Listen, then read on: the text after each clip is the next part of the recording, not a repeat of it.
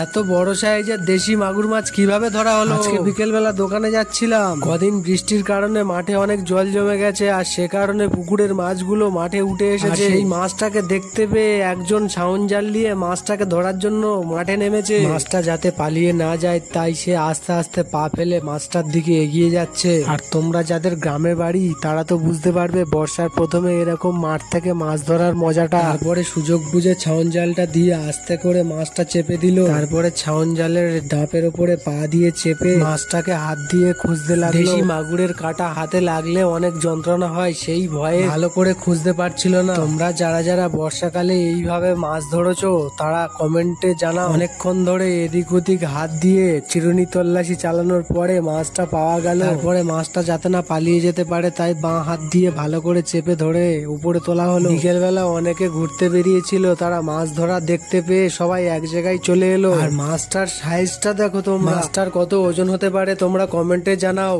এরকম ভিডিও আরো দেখতে চ্যানেলটি সাবস্ক্রাইব করে পাশে থাকুন বন্ধুরা।